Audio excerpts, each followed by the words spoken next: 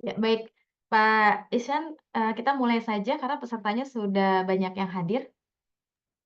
Baik, Saya Bu. op ya, saya opening dulu ya, Pak, ya. Ya, silakan. Iya. Assalamualaikum warahmatullahi wabarakatuh. Om Swastiastu, Namo Buddhaya, salam kebajikan. Salam sejahtera, selamat siang saya ucapkan kepada Bapak dan Ibu yang telah hadir pada siang hari ini, Kamis tanggal 13 Februari 2025. Senang sekali saya Lena Yunari bertemu lagi dengan Bapak dan Ibu di seminar kali ini. Apa kabar Bapak dan Ibu semuanya? Mudah-mudahan selalu sehat dan bahagia ya. Marilah kita bersyukur kepada Tuhan Yang Maha Esa karena di segala aktivitas kita masih diberikan kesehatan, rezeki, juga kesempatan-kesempatan baik untuk terus meningkatkan diri dan berproduktivitas.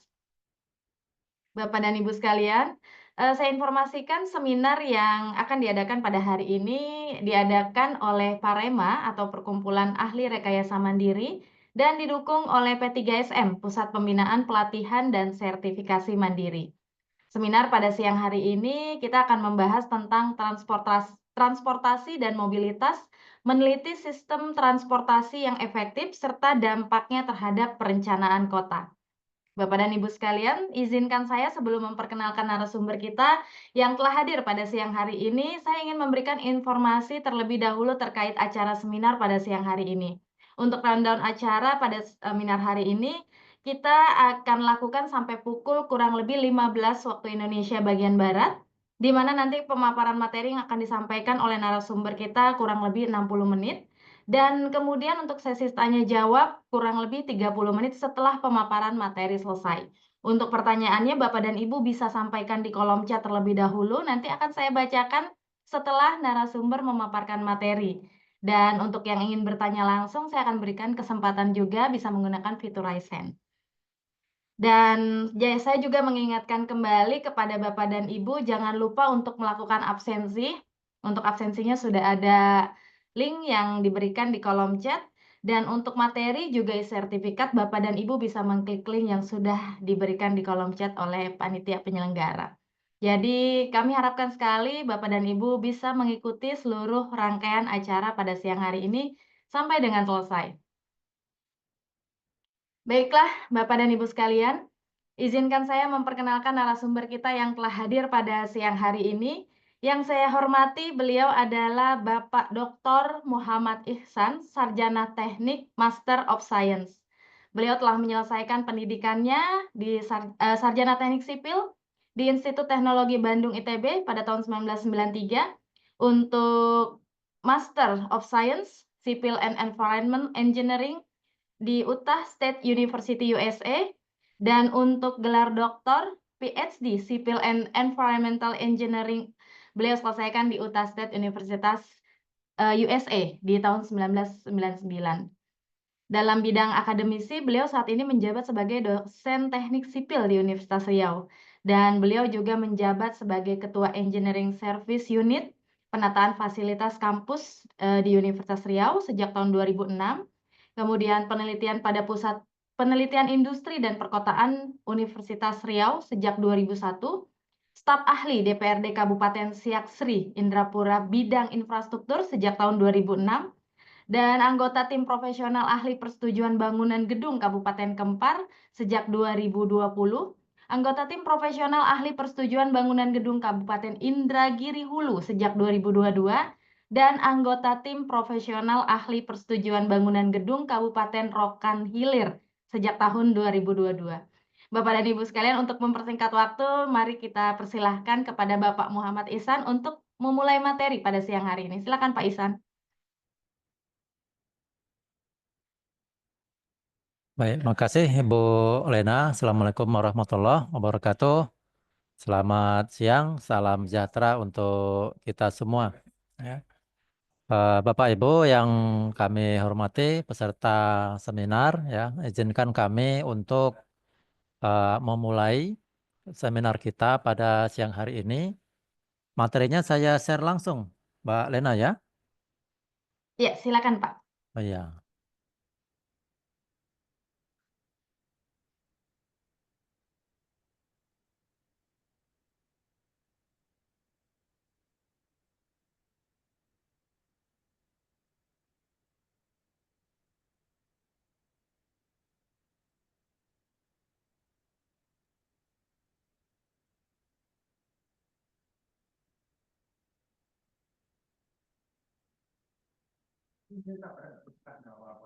Apakah sudah nampak di layar? Sudah full? Iya, Pak, sudah, silakan. Terima kasih. Baik, topik yang diberikan kepada saya untuk didiskusikan pada siang hari ini adalah seputar transportasi dan mobilitas perkotaan. Ya. Jadi supaya lebih fokus, ya kita skop transportasinya dan mobilitasnya itu adalah di perkotaan, ya bukan di skala wilayah. Ya. Per definisi, ya, kata-kata transportasi, ya, itu bisa diambil dari paduan dua kata.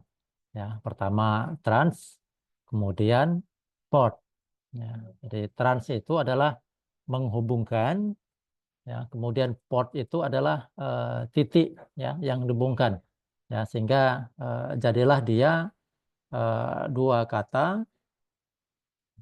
Ya, bentar saya pakai pen dulu biar kelihatan ya.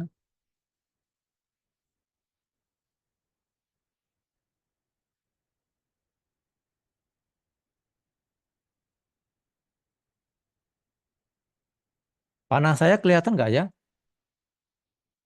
Panahnya, iya, sudah, Pak, sudah ada. Panahnya kelihatan ya? Hmm. Kelihatan. Ya, baik.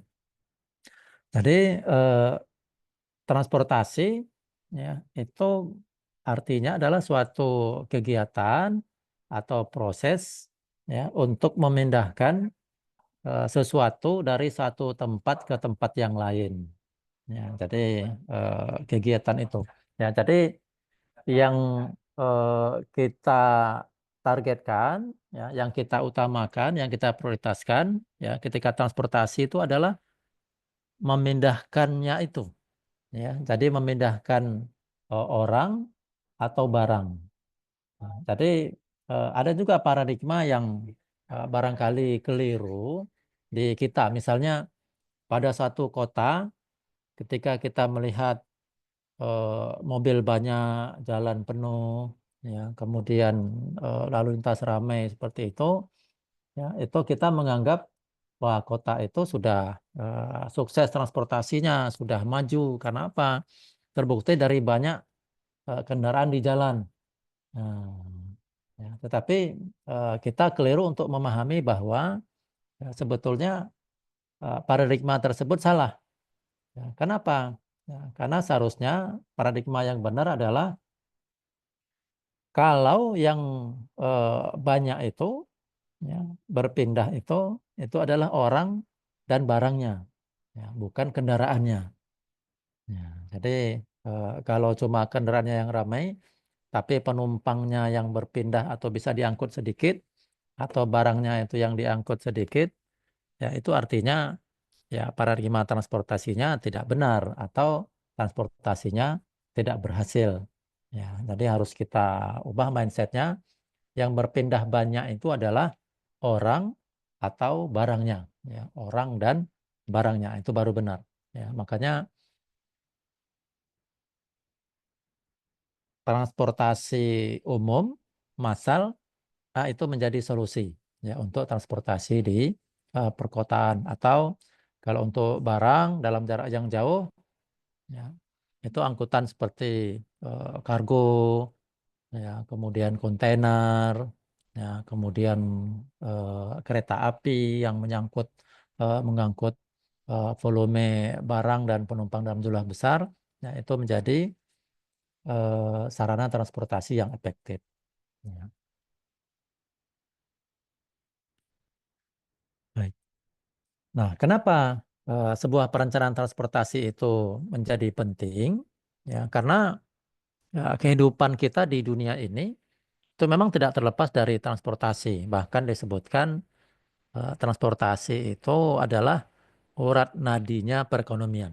Ya, jadi kalau transportasinya tidak lancar, ya berarti ya proses perekonomiannya atau proses untuk kegiatan pembangunan ekonomi, aktivitas ekonomi itu menjadi tidak sehat, ya karena urat nadinya atau transportasinya tidak lancar, ya tidak bagus. Ya. Misalnya contohnya ya transportasi. Ya. Yang tidak bagus itu akan menyebabkan kemacetan, ya, atau keterlambatan dalam hal pengantaran. Ya. Kalau bagi kualitas kehidupan masyarakat perkotaan misalnya, ya, kemacetan itu atau kesulitan transportasi atau transportasi yang mahal, ya, itu akan mengakibatkan biaya hidup tinggi.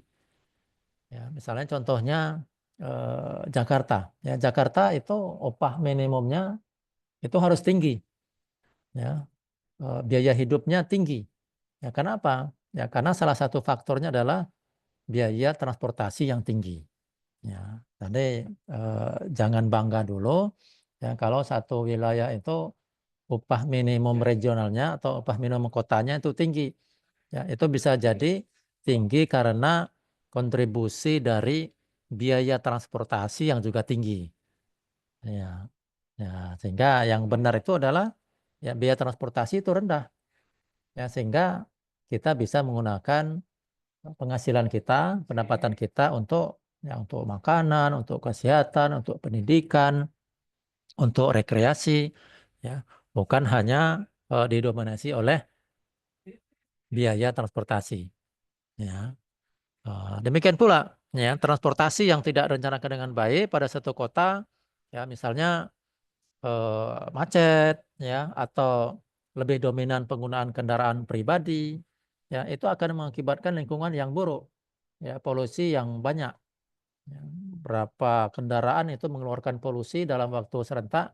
Kalau semua kendaraan itu didominasi oleh kendaraan pribadi, ya, maka kendaraan jadi penuh sesak, ya, seperti Jakarta sekarang. Ya, meskipun sudah mulai, ya, ada pengalihan orang lebih banyak juga sekarang yang beralih ke penggunaan busway, bus, ya, kereta api, ya. Ya, penilaian itu ya, cukup kita berikan nilai baik, ya, tetapi sebaliknya kalau penggunaan pribadi, kendaraan pribadi yang masih dominan atau pengaturan jalur transportasinya tidak baik atau transportasinya gagal, sehingga harus direncanakan dengan baik. Nah, beberapa permasalahan, ya, di dalam transportasi kita juga, ya, itu ya karena peraturan, ya, atau aturan tentang penyediaan tanah di tempat kita, ya, itu merupakan kepemilikan pribadi. Ya, kalau di beberapa negara yang lain, ya, itu kalau mereka mau buat jalan, ya, itu pemerintah bisa serta-merta mengambil, ya, lahan itu. Karena apa? Karena tidak ada kepemilikan pribadi. Ya, tapi kalau kita, ya, meskipun sudah ada aturan yang mengatur tentang kalau itu menyangkut kepentingan umum maka harus diserahkan atau diganti rugi. Ya, kalau tidak mau diganti rugi nanti pemerintah tetap mengambil lahannya, ya, ditinggalkan uangnya di pengadilan. Nah, kira-kira begitu. Ya, jadi ini menjadi masalah juga. Ya, kenapa? Ya, karena eh, untuk satu wilayah perkotaan saja, ya, itu kalau secara umum, secara rata-rata 30% dari luas wilayah perkotaan itu biasanya diperuntukkan untuk jalur transportasi, apakah itu jalan atau parkir atau untuk halte, ya, atau jalur kereta api, ya, sehingga pengaturan 30% dari luas kota ini untuk kepentingan transportasi itu menjadi penting. Ya, jadi luar biasa, ya, karena dia memakan lahan yang cukup banyak. Ya. Kemudian kita perlu untuk melihat aspek-aspek dari transportasi, ya, atau komponen dari transportasi ini. Ya, kenapa kita perlu mengelompokkannya? Ya, karena kalau kita berbicara permasalahan transportasi, ya, itu harus dipilah-pilah. Ini masalahnya apa sih?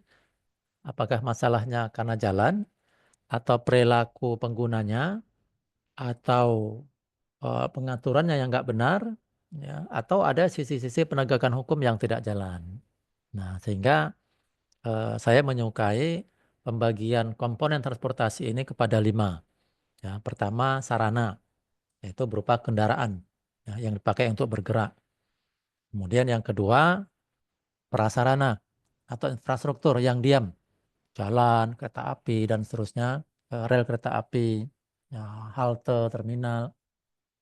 Kemudian komponen yang ketiga pengguna transportasi, ya, kita yang menggunakan, ya, supirnya, penumpangnya, ya, atau termasuk pejalan kaki.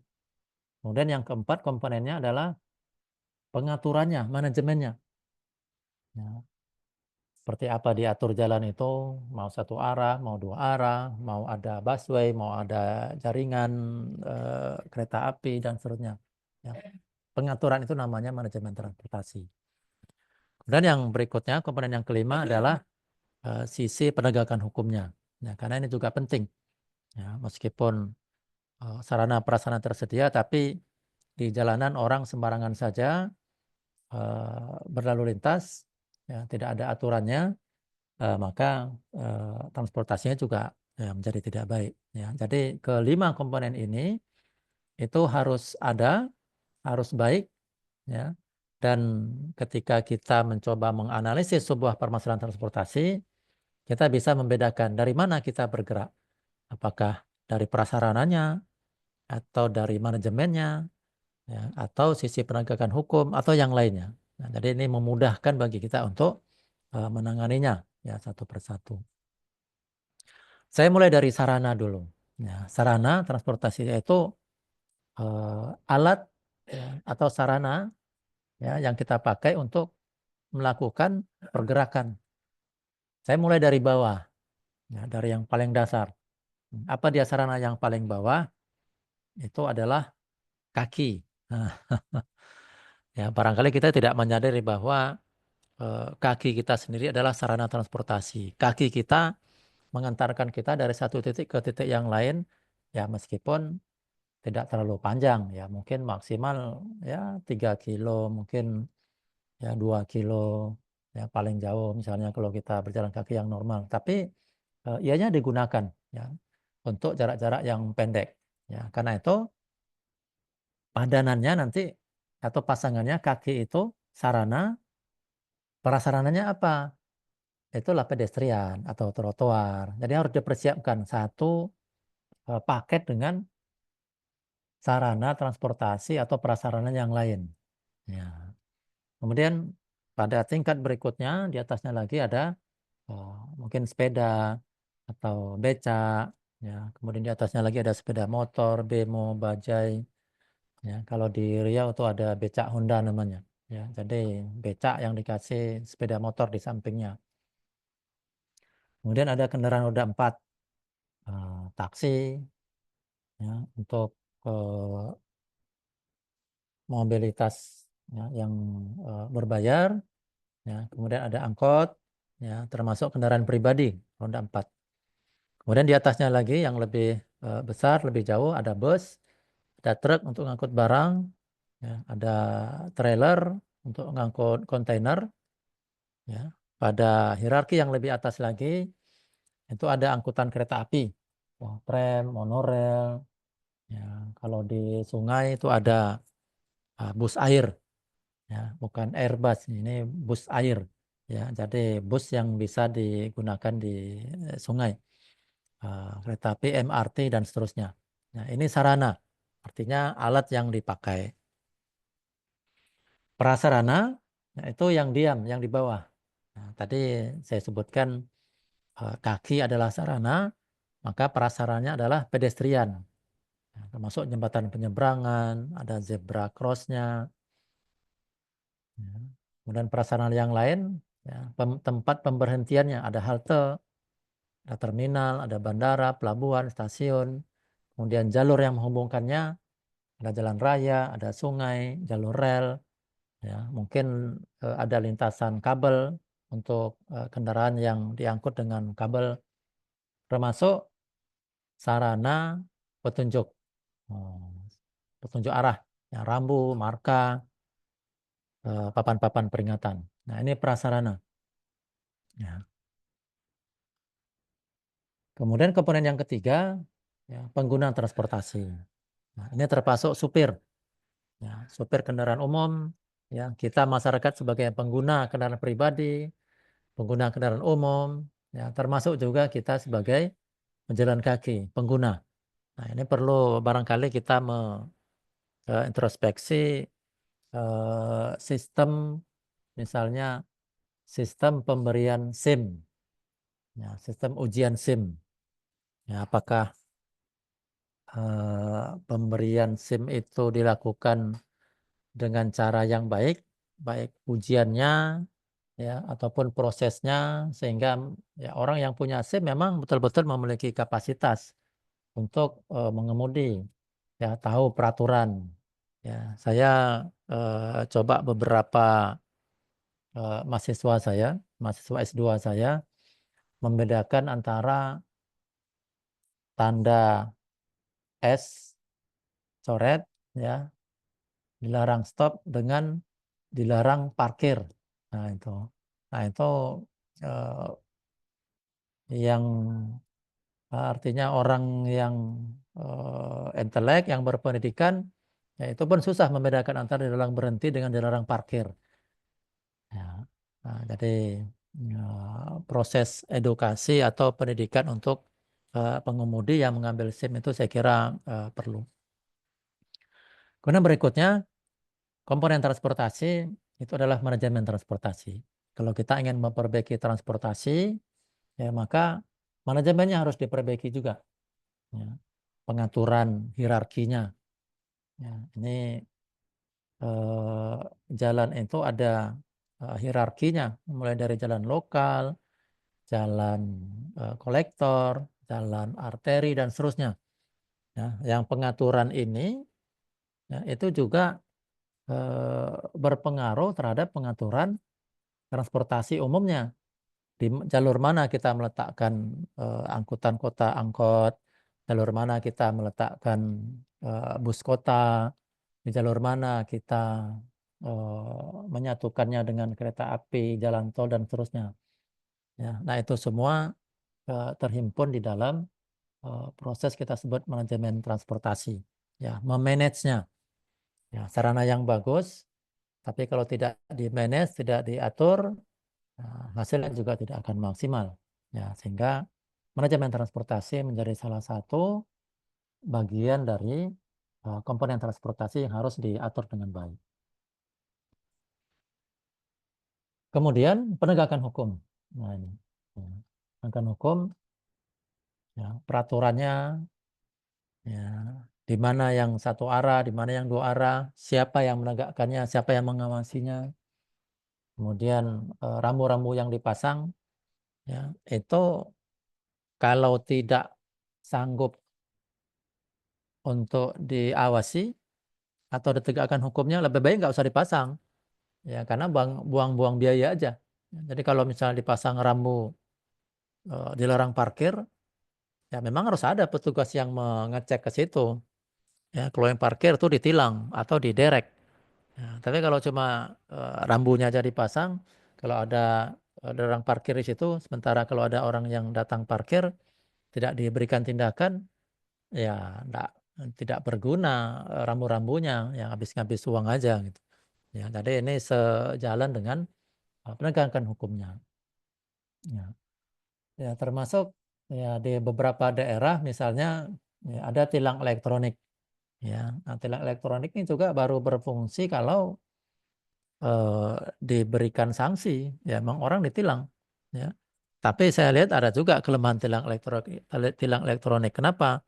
Karena tilang elektronik itu memotret plat kendaraan.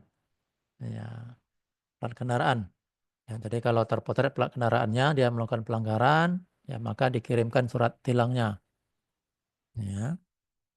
Nah, apa yang terjadi kalau misalnya mobil itu atau truk itu, ya, itu dia pakai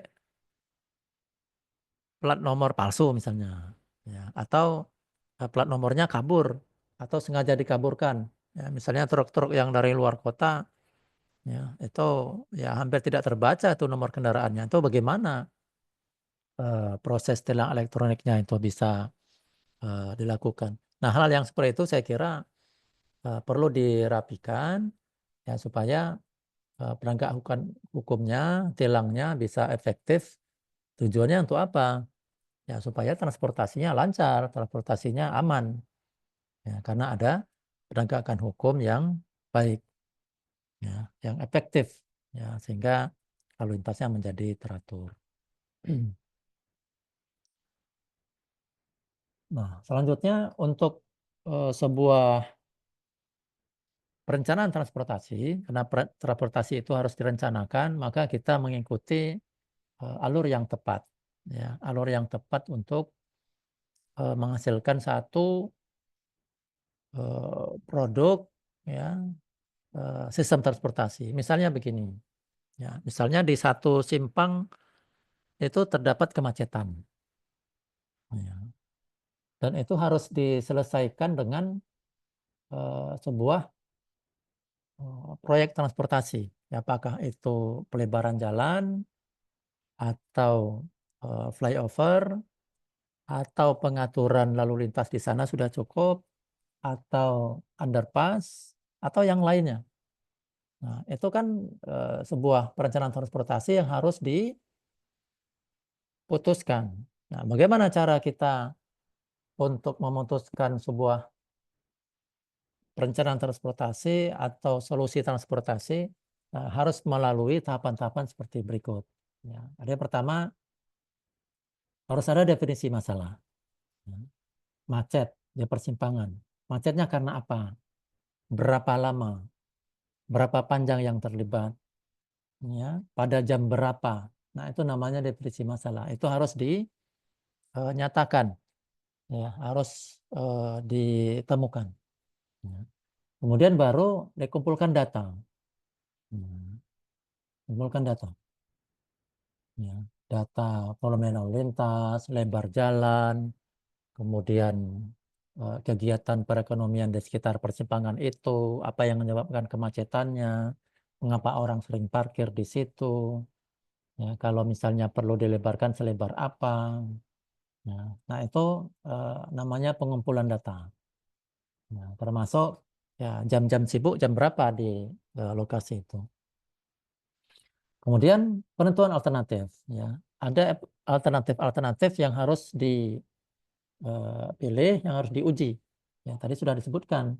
Ya, misalnya apakah pelebaran perlu atau cukup dengan memasang lampu lalu lintas, ya, atau pengaturan lampunya panjang pendeknya apakah sudah cukup itu.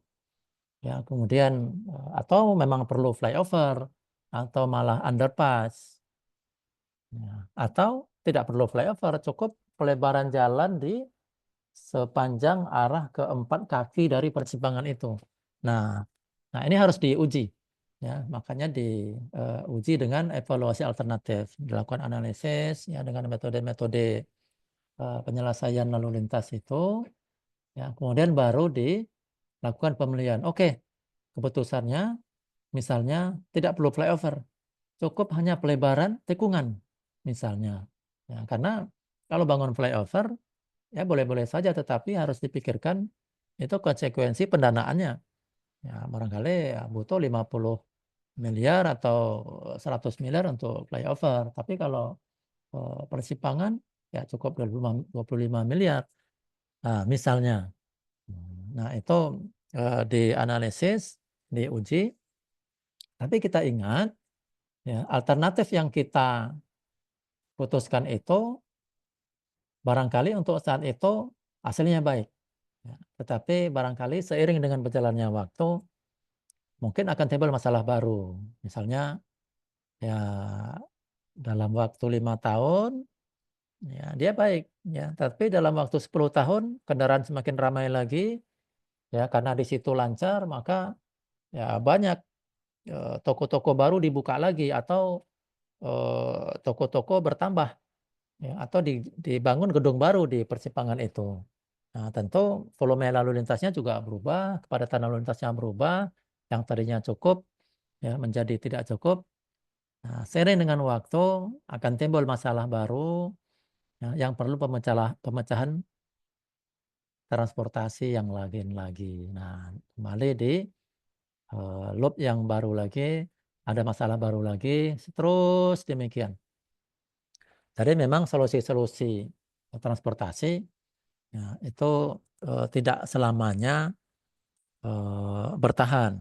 Ya, sering dengan waktu ya mungkin tren lalu lintas berubah atau perkembangan penduduk bertambah, ya maka dia akan timbul lagi sehingga ya loop ini kita perpanjang menjadi ya ada analisis baru lagi. Ya. Nah, beberapa pendekatan di dalam perencanaan transportasi itu bisa dengan kalau yang murah itu bisa dengan eksperimen, ya dicoba-coba, ya dicoba jalan satu arah dan kalau nggak cocok diubah, ya tidak dilakukan secara permanen dulu, ya. Atau ya bisa juga dengan pengalaman, ya pengalaman dari perencana. Nah, misalnya ya, kalau ini dibuka satu jalur, ini hasilnya ya yakin. Kenapa? Karena sudah dicoba di daerah lain-lain, misalnya. Atau bisa juga dengan analogi. Ya, misalnya eh, penetapan jalur busway di Jakarta itu banyak mencontoh analoginya atau hal yang serupa dari Bogota, ya, ibu kota Kolombia.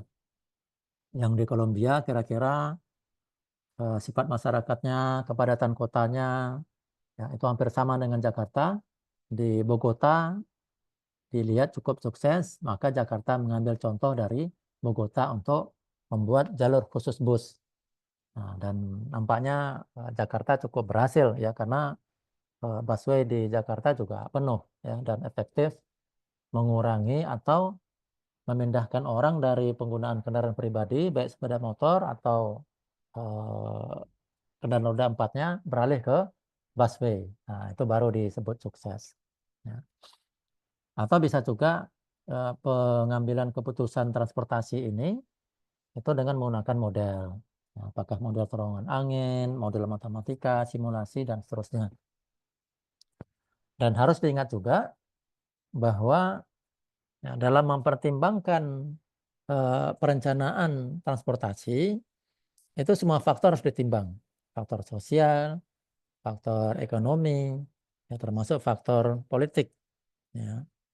Ya, mungkin pelebaran jalan menjadi solusi, tetapi harus diingat juga ya, bahwa pelebaran jalan tentu akan mengambil lahan yang tadinya dipakai oleh pedagang kaki lima misalnya. Ya, jadi ada efek sosialnya, dampak sosialnya. Atau penggusuran. Ya, penggusuran pada saat dekat-dekat pilkada atau dekat-dekat dengan pemilihan legislatif itu akan berisiko kehilangan suara ya bagi tokoh-tokoh yang mau maju misalnya atau lalu lintas yang padat akan terganggu dengan kegiatan proyek yang dalam waktu lama misalnya. Nah, itu harus dipertimbangkan juga ya, dalam pengambilan keputusan. Nah, kemudian dalam perencanaan transportasi itu biasanya kita mempertimbangkan model ya atau hal yang diperhitungkan di dalam perencanaannya. Ya, ini biasanya digunakan oleh perencana-perencanaan transportasi untuk proses pengambilan keputusannya. Ya, saya cepat saja di sini. Itu misalnya pasti akan eh, terkait dengan populasi. Ya, berapa jumlah penduduk, ya, angka kelahiran, kematian, kemudian angka-angka ekonomi, ya, di mana saja orang akan bepergian, jalan-jalan mana aja saja yang akan padat, ya, pada waktu pagi hari, sore hari, ya, kemudian angkutan-angkutan dari luar kota, ya, barang-barang itu akan kemana arahnya, ya, kemudian pola tempat tinggal, lokasinya, tempat belanja, ya, tempat kerja, perkantoran, ya. Ini harus menjadi perhatian. Ya. Kemudian termasuk pola-pola pembangkit perjalanan. Ya. Pada pagi hari dari mana orang banyak bergerak? Ya, dari perumahan menuju ke tempat kerja atau menuju ke tempat sekolah. Di mana mereka menyimpang jalannya? Ya, habis di persimpangan ini, ya mereka dominan kemana? Ke arah utara, ke barat, ke timur dan seterusnya. Nah, itu menjadi kajian di dalam pemodelan transportasi. Ya, ini yang menjadi bahan bagi biasanya konsultan ya, atau ahli transportasi untuk membuat keputusan tentang prasarana transportasi yang akan dibangun. Baik, saya akan menyampaikan permasalahan yang sangat penting kalau kita merencanakan atau mengatur transportasi, khususnya transportasi perkotaan. Saya menyebut ini sebagai hierarki transportasi atau tingkatan transportasi. Ya. Kita sering mengenal istilah jalan protokol, jalan arteri, ya. Nah, kemudian jalan lokal, jalan kecil, gang dan seterusnya. Nah, itu sebetulnya adalah kelompok-kelompok atau jenis-jenis hierarki pada transportasi jalan di perkotaan. Ya. Saya mulai dari yang paling tinggi dulu. Ya, misalnya ini yang garis tebal. Garis tebal ini adalah hierarki yang paling tinggi. Hmm. Ini kita sebut freeway atau jalan bebas hambatan. Kalau di Jakarta ini jalan tol. Ya, jalan tol. Jalan tol ini bisa menghubungkan antara ujung kota dengan ujung kota yang lain. Ya, barat, timur, utara, selatan. Ya, dia yang paling tinggi. Ya, dan ini tidak semua kendaraan boleh masuk ke sini. Ya, yang boleh masuk bus, kendaraan pribadi, ya, atau kendaraan yang memiliki kecepatan tertentu yang paling tinggi. Di bawahnya, ya, itu hierarki berikutnya adalah jalan arteri. Ya, ini yang tebal, ya, yang tebal nomor 2. Ya, kita sebut di jalan arteri, arteri, arteri. Jalan utama juga di bawah jalan freeway atau jalan tol, ya, di bawahnya. Kemudian pada tahap berikutnya lagi, setelah jalan arteri itu adalah jalan kolektor. Ini jalan kolektor yang garis putus-putus. Jalan kolektor ini sesuai dengan namanya, kolek, mengumpulkan. Ya, dia mengumpulkan lalu lintas dari jalan arteri, diopernya ke jalan yang lebih rendah. Ya, seperti ini. Misalnya jalan kolektor ini mengumpulkan dari jalan arteri, kemudian mengopernya ke jalan yang di bawahnya, jalan lokal. Nah, ini jalan yang lebih kecil lagi, ini yang lebih tipis garisnya, itu adalah jalan lokal. Ini. Nah, jalan lokal ini yang jalan yang kita kenal dekat dengan jalan perumahan kita. Hmm. Hmm. Jadi bertingkat seperti itu. Nah, sarana-sarana seperti sekolah, kemudian shopping center, ya, pusat perbelanjaan, pasar, ya, itu hendaknya berada di jalur jalan kolektor. Nah, sehingga dia bisa mengoper ya, dari jalan lokal menuju jalan arteri. Ya. Nah, kalau kita lihat dari bawah, ya sama juga. Ya, hierarki land use kita. Ya, hierarki penggunaan lahan ya, atau tata guna lahan. Ya, kita punya klaster, kemudian ada jalan di dekat klaster itu. Ya, klaster-klaster ini itu dihubungkan oleh sebuah jalan loop ya, menghubungkan klaster-klaster ini. Ya. Nah, loop ini kita sebut jalan lokal. Kemudian jalan lokal ini dihubungkan oleh jalan kolektor. Jalan kolektornya, jalan kolektor ini tadi di sini, ya, ya, itu mengoper dari jalan lokal menuju ke jalan arteri. ya, ini jalan arteri. Nah, jadi satu kota dihubungkan oleh jalan kolektor menuju arterinya. Nah, jalan arteri inilah yang membentuk kota. Ya. Nah, seperti apa sarana transportasi yang melewati hierarki jalan tadi? Nah, itu disesuaikan. Ya, misalnya dari hierarki yang paling bawah, gang misalnya. Ya, di gang itu hanya boleh jalan kaki, sepeda motor. Mobil nggak boleh masuk gang. Mobil harus ya parkir di tempat parkirnya atau di tepi jalan, di luar gang. Nah, itu sarana pribadi. Yang umum apa yang boleh masuk? Ojek. Kecepatannya berapa? 5 sampai 10 km per jam. Kemudian jalan dalam komplek, nah, jalan kaki, sepeda motor, mobil penumpang. Sarana transportasi umumnya ojek, minibus, taksi. Ya, kecepatannya boleh sampai 20 km per jam. Jalan masuk ke komplek, jalan lokal, jalan raya kolektor, jalan raya arteri. Nah, semuanya diatur. Hmm, diatur. Jadi misalnya eh, oplet ya, atau angkot itu tidak boleh masuk ke jalan arteri. Arteri itu hanya boleh masuk sarana transportasi umumnya cuma bus kota dan taksi. Nah, karena kalau angkot masuk ke jalan arteri, wah jadi semrawut. Ya, apa yang boleh masuk jalan arteri? Bus. Nah, kecepatannya juga diatur. Ya, masing-masing. Jadi teratur sedemikian rupa sehingga apa namanya lalu lintasnya menjadi lancar, ya, menjadi aman, ya, menjadi nyaman. Ya. Ini ada beberapa contoh yang bagus.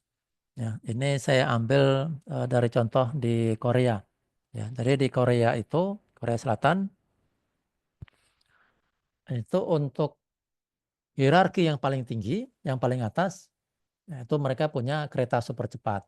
Nah, sampai 350 km per jam itu antar kota. Ya. Kemudian di bawahnya ada kereta api komuter yang menghubungkan antara pusat kota dan daerah pinggiran. Ya, kalau kita di Jakarta seperti KRL lah, ya, menghubungkan antara Depok, Bogor dengan kota. Ya, ini berada pada hierarki paling atas. Ya. Kemudian di bawahnya, ya, kalau di Seoul itu ada jalur bus merah. Ya, bus merah ini jalan antar kota. Di bawahnya ada jalur bus biru. Ya, itu antar kecamatan. Ya, di kota Seoul. Di bawahnya ada jalur bus hijau. Ya, itu ya, antar kecamatan tapi yang pendek. Ya, kecamatan yang dekat, yang bersebelahan. Ya, kemudian ada yang bus kuning. Itu di dalam kecamatan. Nah, ya, ya, menghubungkan jalan-jalan lokal. Jadi nampak hierarkinya ada. Ukuran busnya pun disesuaikan dengan hierarki jalannya. Ya.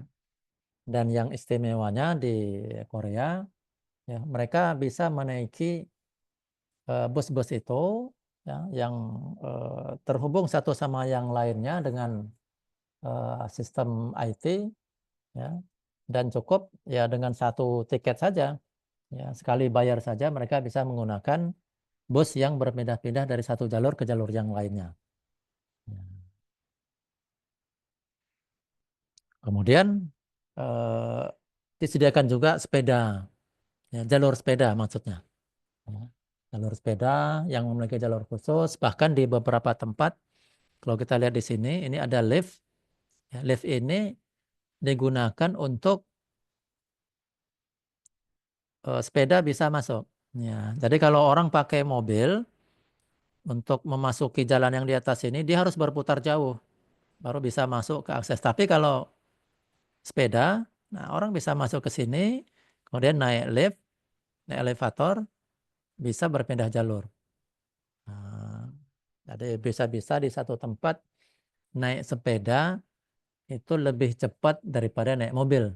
Nah, karena ada beberapa privilege, ya, bisa masuk menembus, bisa ada jembatan penyeberangan, bisa ada elevator dan seterusnya. Nah, jadi memang ya naik sepeda orang jadi dimanjakan, dimudahkan. Nah, daripada itu bebek naik sepeda lah kalau gitu. Nah, jadi ya, tujuannya apa? Tujuannya supaya ya, orang beralih dari menggunakan kendaraan pribadi, beralih dengan menggunakan transportasi alternatif. Ya. Masuk juga jalur pedestrian. Ya. Di Jakarta, alhamdulillah ya, sudah tampak ya, kenyamanan di eh, jalur pedestriannya. Ya, saya beberapa waktu jalan di Jakarta tuh ya banyak jalan yang kita nyaman, jalan kaki. Ya, dan kalau bepergian dalam waktu, kalau misalnya cuma 1 kilo atau 2 kilo, ya saya di Jakarta lebih suka jalan kaki. Ya, karena mungkin rasanya bisa lebih cepat sampai. Ya, dan alangkah indahnya, langkah nyamannya kalau misalnya ada pepohonan, ada kursi kalau capek, gitu ya, dan diatur supaya tempatnya bisa teduh. Ya. Masuk jembatan penyeberangan. Ya, ini jembatan penyeberangan ya dibuat artistik, dibuat menarik, ya, orang bisa menikmati pemandangannya. Satu hal yang bagus saya kira di Jakarta, ya, saya sempat melihat itu ada peraturan gubernur ya untuk mengatur tentang yang disebut di Jakarta itu sebagai complete street secara terpadu. Ya, jadi mereka membangun jalan itu satu paket dengan jalur pedestrian, satu paket juga dengan jalur sepeda, ya, termasuk drainase jalannya. Ya. Saya menemukan di banyak tempat, ya, di beberapa kota kita di Indonesia ini, itu misalnya untuk trotoar saja misalnya, ya trotoar itu seringkali kita lihat itu tinggi trotoarnya bisa-bisa sampai 30 cm tinggi trotoarnya dari jalan. Nah, itu menjadi tidak nyaman kalau kita jalan. Ya, padahal ya kalau diatur dalam konsep complete street ini yang di Jakarta ini itu lebarnya ya, minimal 1,5 meter. Ya, kemudian tinggikan stintnya itu paling tinggi 20 cm dari permukaan jalan. Ya, jadi kalaupun kita mau melangkah nggak terlalu berat. Dan diatur ya kemiringan trotoar 2-4%. Kemudian kalau ada trotoar itu diputus oleh jalan yang masuk ke gedung atau ke halaman kantor, ya, itu yang ngalah itu adalah jalan masuk ke kantor itu, bukan trotoarnya yang ngalah. Sehingga kalau kita berjalan di trotoar di Jakarta yang sudah memakai konsep complete street itu, kita jalan, ya, itu ndak ada penuh apa kaki kita tuh tidak melangkah mendadak ke bawah atau tiba-tiba kita harus menaikkan kaki kita ke tenda. Jadi relatif smooth. Nah, kenapa itu bisa? Karena ada aturan ini. Ya, termasuk juga untuk jalur sepeda. Ya, kemudian lebarnya, tinggi bersihnya. Ya, saya kira ini hal yang bagus ya dicontoh. Ya. Halte bis, ya, ini termasuk satu paket dengan penataan jalan. Ya. Ya. Beberapa pelajaran yang bagus saya kira di Korea ya. Saya kira di beberapa tempat di Jakarta juga sudah memakai pola ini. Mereka memiliki satu kesatuan dari angkutan umumnya. Ya, mulai dari kereta, bus, ya, sampai hierarki yang terkecil itu sudah satu paket ya. Jadi satu tiket untuk semua jenis transportasinya, ya, sehingga menjadi lebih murah. Ya, dan itu dipandu, dibantu ya dengan sistem elektronik ya, dan sistem IT yang bagus. Ya. Terakhir, ya, ini saya sempat ikut dalam satu proyek dari United Nations, ya, itu tentang pengukuran indeks transportasi perkotaan yang sustainable. Ya, meskipun hasilnya tidak begitu bagus, ya ini untuk Kota Pekanbaru, Tapi saya melihat ya indeks transportasi perkotaan ini cukup baik untuk dijadikan acuan. Ya. Jadi item-itemnya, pertama mereka mengukur ya, suksesnya sebuah transportasi perkotaan itu dari paling tidak dari 10 ya, dari 10 aspek. Pertama, aspek perencanaan. Ya, apakah satu kota itu telah memiliki perencanaan terhadap transportasi publiknya, kemudian fasilitas intermodal, ya, menghubungkan antara satu jenis transportasi ke jenis transportasi yang lain, kemudian bagaimana perannya terhadap infrastructure for active modes. Ya, jadi ini saya juga termasuk baru memahami ini. Jadi rupanya infrastructure for active mode ini adalah infrastruktur transportasi yang orangnya bergerak. Ya. Apa contohnya itu? Ya, aktifnya itu adalah pejalan kaki dan sepeda. Ya. Jadi rupanya ini menjadi perhatian dari PBB untuk menilai transportasi perkotaannya itu sustainable atau tidak. Pejalan kaki dan pesepeda. Ya. Jadi kita lihat memang di negara-negara yang bagus transportasinya, di Korea, di Belanda, di Inggris, di Eropa, ya, yang relatif lebih bagus transportasinya itu memang pejalan kaki sama pesepeda itu direncanakan, dianggarkan secara khusus dan dibangun infrastrukturnya. Karena ya pejalan kaki itu banyak bisa menghemat biaya. Tentu saja ini kalau disatukan dengan transportasi umumnya dan membuat orang sehat. Ya, jadi transportasi bukan hanya untuk melancarkan, tapi membuat orang sehat. Ya, tapi harus dibangun infrastrukturnya. Ya, jadi ini mendapat satu penilaian khusus ya pada indeks transportasi itu.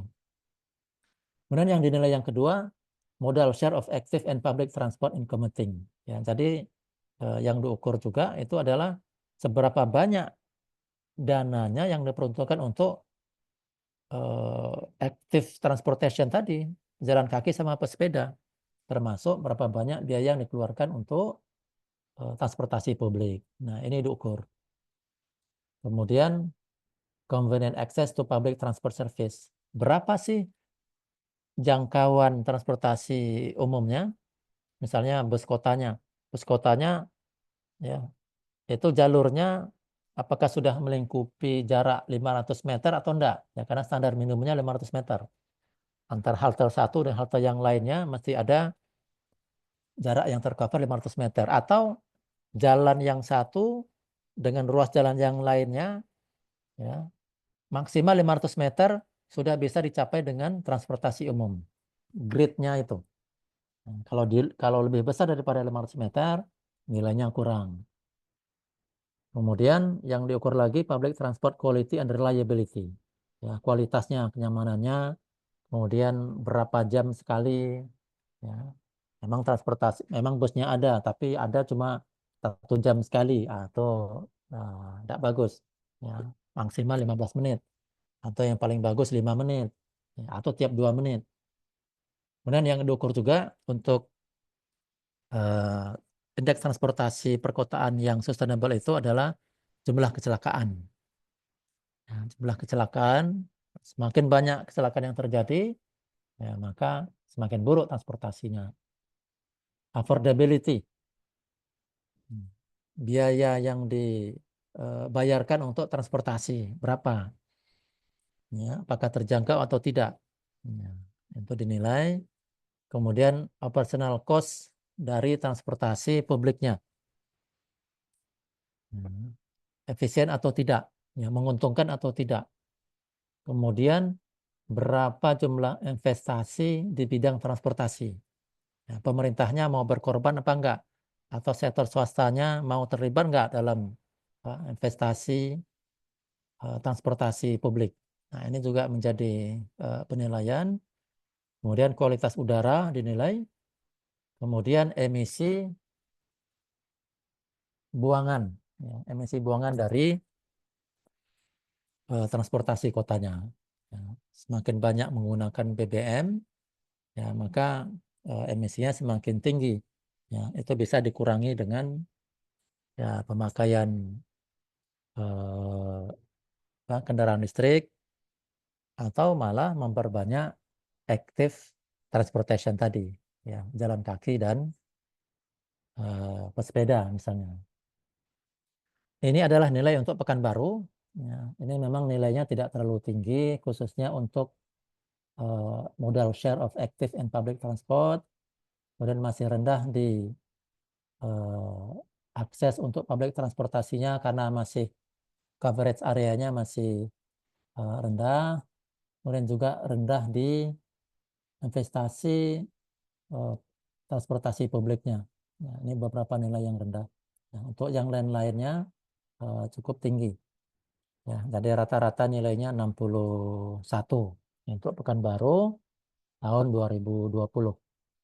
Nah, ini barangkali bisa menjadi acuan kita untuk menilai atau merencanakan apakah transportasi publik kita di daerah kita masing-masing atau ketika kita mau merencanakan transportasi publik yang bagus, mobilitas yang bagus, ya bisa bercermin dari 10 item ini. Saya kira ini bagus, ya bisa dilihat di SUTI, ya SUTI Sustainable Urban Transport Index dari United Nations Economic and Social Commission for Asia and the Pacific.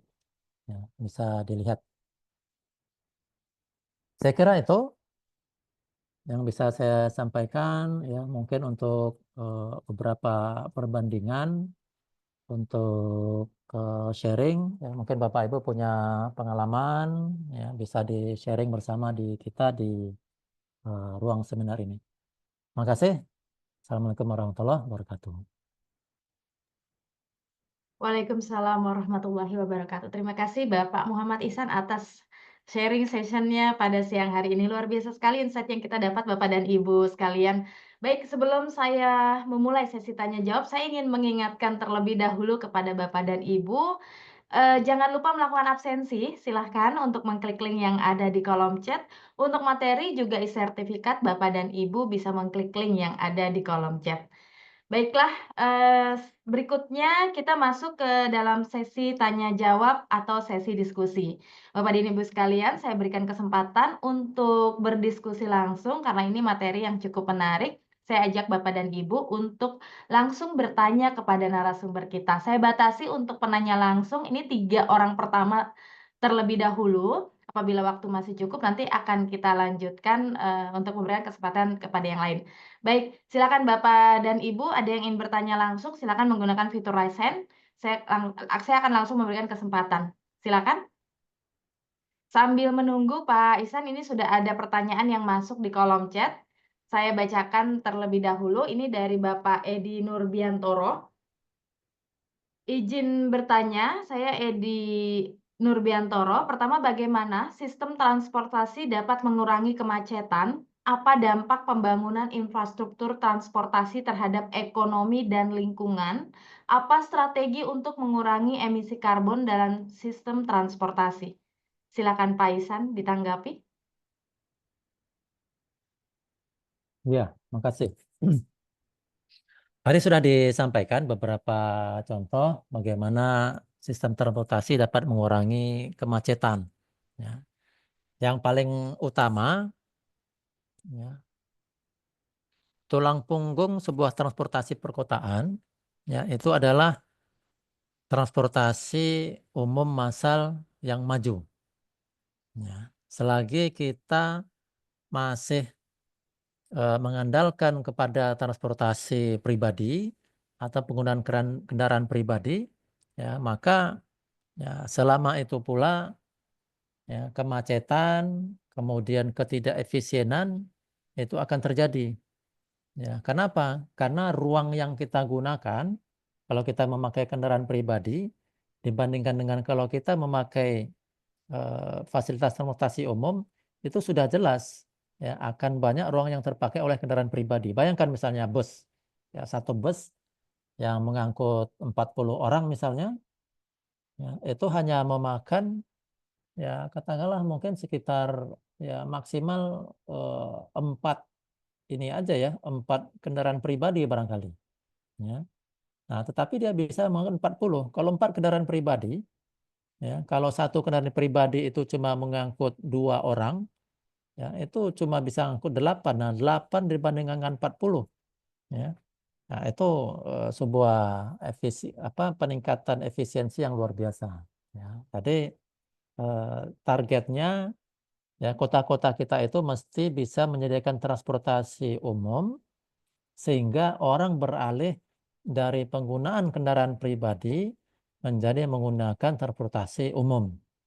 Ya, selagi orang masih mengandalkan kendaraan pribadi, selagi itu pula kita akan menderita. Kita lihat negara-negara yang maju ya Jepang misalnya, ya Korea, ya Inggris, ya Amerika, ya itu yang mereka bisa menghidupkan transportasi umumnya, itu mereka efisien. Jepang misalnya, Jepang jalan-jalan mereka ya relatif sepi, ya. Tetapi kita lihat kalau ke bawah tanah, subway-nya, wah itu sibuknya luar biasa, ya seperti mall di bawah sana. Ya, jadi mereka sukses ya mengefisienkan, menghemat anggarannya, anggaran transportasinya, menghemat biaya pengendalian polusinya, ya, menghemat BBM-nya, dan juga menghemat pengeluaran warganya, ya, dan mengatasi kemacetan dari pemanfaatan atau menghidupkan transportasi massalnya. Ya. Jadi dampak ekonominya, Pak Edi, dan juga dampak lingkungannya, termasuk emisi karbonnya, itu banyak bisa teratasi dengan penggunaan transportasi massal. Kuncinya itu. Tapi memang biaya yang dibutuhkan untuk transportasi massal ini besar, apalagi ya di kota-kota yang sudah berkembang, Jakarta misalnya. Ya, jadi subway ya itu modalnya besar. Ya, tapi harus didukung. Ya, saya kira tidak ada jalan lain bagi kita kecuali menghidupkan transportasi massal di kota kita masing-masing. Ya, kuncinya itu.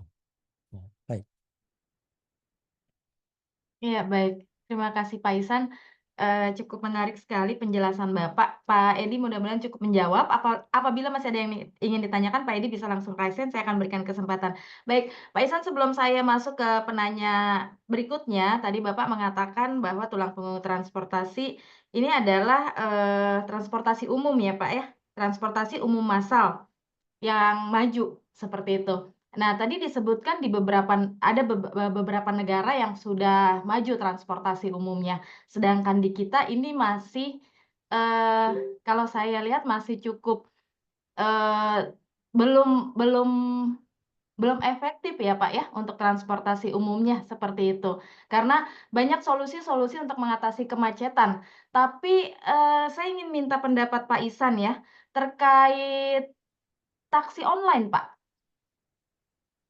Nah, ini kan, cukup cukup menjadi sesuatu yang sangat menarik ya, Pak, ya, pada saat, ada solusi yang mengatakan membatasi volume kendaraan untuk, emisi karbon. Tapi di Indonesia ini taksi online justru, ada beberapa perusahaan taksi online. Nah, saya ingin, meminta tanggapan Pak Ihsan yang pertama, dan yang kedua, di mana peran pemerintah atau regulasi? Apakah kita begitu longgar, Pak, sehingga terjadi yang cukup semeraut transportasi kita seperti itu? Karena kalau saya melihat data pengguna, transportasi umum dengan pengguna kendaraan pribadi, itu masih cukup banyak pengguna kendaraan pribadi ketimbang transportasi umum. Seperti itu, Pak Ihsan, silakan ditanggapi, terima kasih. Baik. Ya, makasih Bu Lena. Dari taksi online ini sebetulnya tidak termasuk kepada perencanaan transportasi yang kita inginkan. Ya. Karena taksi online itu sifatnya emergensi. Ya. Kenapa? Ya, karena taksi online ini muncul di tengah ketimpangan antara kebutuhan masyarakat akan perlunya sarana transportasi yang tidak bisa dipenuhi oleh pemerintah melalui transportasi umum yang bisa menjangkau banyak tempat. Ya. Jadi ya memang mereka bisa mengisi itu. Ya. Tetapi yang dari segi kewajiban pemerintah, ya, kondisi ideal yang kita inginkan itu adalah adanya transportasi umum massal dengan coverage, dengan lingkupan, dengan jangkauan yang luas dan akses yang mudah. Nah, itu sebetulnya yang kita inginkan. Ya. Nah, taksi online itu barangkali dibutuhkan kalau dia tidak bisa menjangkau area-area itu dengan efisien. Ya, misalnya karena jalurnya masih terbatas, kemudian belum ada angkutan ke sana, ya. Dan kita tahu taksi online ini itu pasti lebih mahal, ya, secara umum, ya, daripada transportasi umum. Nah, mahal dia. Ya, kita bisa buktikan di Jakarta. Ya, di Jakarta ujung ke ujung orang bayar ya 7.000, 10.000 kalau pakai online ya bisa 200.000. Ya. Nah, tetapi ya kita juga tidak bisa apa namanya melarang taksi online karena memang beberapa pihak ya beberapa masyarakat ya memang butuh itu karena pemerintah belum bisa menyediakan lingkupan yang luas ya. Jadi mereka jadi taksi online jadi solusi sementara lah kalau saya menyebutnya gitu. Kemudian bagaimana peran pemerintah ya regulasi pemerintah? Kalau saya melihatnya ya taksi online ya itu biar saja. Ya, toh nanti yang harus dipercepat itu adalah penyediaan transportasi umum. Ya, kalau transportasi umumnya sudah maju, ya, sudah affordable, sudah terjangkau bayarnya oleh masyarakat, masyarakat pasti akan memilih transportasi umum, ya, akan lebih murah. Nah, kalau lebih murah, lebih nyaman, orang akan meninggalkan kendaraan pribadinya. Ngapain capek-capek nyetir? Ngapain capek-capek apa mahal-mahal bayar parkir? Bayar tol, ya, lebih enak pakai transportasi umum. Nah, jadi yang harus digesa cepat itu, yang harus dibela-belain anggarannya, ya, itu ya transportasi umum. Hmm. Di samping makan siang. Baik baik, terima kasih. Aduh, eee, saya kaget pas Bapak bilang makan siang. Baik, kita nggak bahas makan siang ya, Pak, Oh ya, enggak ya? nanti Oh jadi enggak, sorry, panjang. sorry, Baik sorry. baik, berarti kalau misalkan, tadi Bapak biarkan, untuk Bapak tanggapi bahwa taksi online biarkan saja, yang harus digenjot sama pemerintah saat ini adalah transportasi umum yang harus diprioritaskan. Kenyamanan, keamanan itu penting, nanti otomatis masyarakat akan berpindah ya, Pak, ya? Iya, Seperti itu. iya. Baik, berarti saat ini kita pasrah saja ya, Pak, ya, pada kemacetan di kota-kota besar ya, Pak, Bukan, ya, bukan, ya, sambil menunggu ya bukan pasrah. Ya tadi ada disebutkan harus harus digesa ya, harus didorong harus supaya didesak, baik pemerintah cepat menyediakan transportasi umum. Kalau taksi online ya nggak gimana mau ngelarangnya ya susah. Ya karena masyarakat juga butuh kan. baik Iya. baik baik.